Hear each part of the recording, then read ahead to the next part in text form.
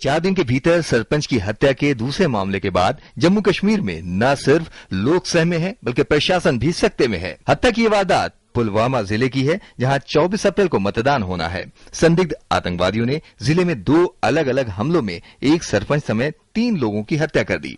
पहली घटना त्राल क्षेत्र की है, यहां सरपंच और उसके बेटे की हत्या कर दी। पुलिस के मुताबिक कुछ लोग सरपंच गुलाम नबी मीर के घर में घुसे और अचानक फायरिंग शुरू कर दी।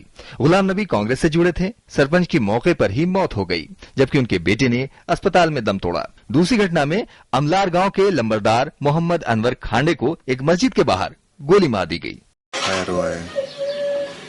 हम बाहर निकल गए तो वहां देखा क्या पड़ा हुआ। पुलिस, सेना और सीआरपीएफ के जवान पूरे इलाके को घेर कर संदिग्ध आतंकवादियों की तलाश कर रहे हैं। कहा जा रहा है कि यह हिंसा चुनाव बहिष्कार से जुड़ी हुई है। आतंकियों ने पूरे इलाके में चुनाव बहिष्कार की धमकी दे रखी है और जगह जगह ऐसे पोस्टर भी लगा रखे हैं। ऐसे में माना जा रहा है कि इस हमले को लोगों को डराने के लिए अंजाम दिया गया है। सरपंचों का आरोप है कि धमकी के बाद भी राज्य सरकार ने उन्हें सुरक्षा नहीं दी। We will eliminate all the punches and sarpanches of the state of Jammu and Kashmir, alleging that these people are forwarding Indian agenda in the state of Jammu and Kashmir.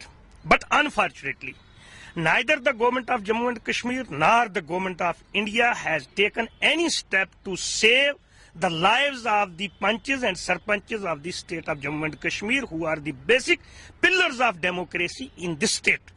Jammu Kashmir के मुख्यमंत्री उमर अब्दुल्ला ने पुलवामा में हुई हत्या की निंदा की है। ट्विटर पर उन्होंने लिखा, पुलवामा में हुई 3 लोगों की हत्या की कड़े शब्दों में मैं निंदा करता हूं।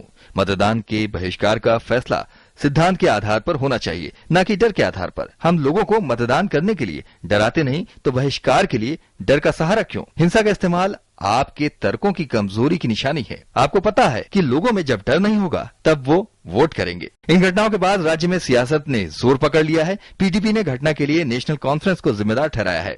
घटना के बाद केंद्रीय स्वास्थ्य मंत्री गुलाम नबी आजाद ने त्राल में होने वाली रैली रद्द कर दी। कांग्रेस ने घटना की निंदा की। हमारा ये मानना है कि इस किस्म की चीजों से जम्मू कश्मीर में भय फैला करके और लोगों को नाराज करके वोटिंग प्रोसेस से दूर करने की कोशिश है। मैं समझता हूं जम्मू कश्मीर के लोगों को कम से कम जो डेमोक्रेसी के अंदर उनके पास सबसे बड़ा हथियार है, वोट का हथियार, उसका इस्तेमाल करना चाहिए ताकि ऐसी ताकतों को आगे बढ़ने का मौका न मिले।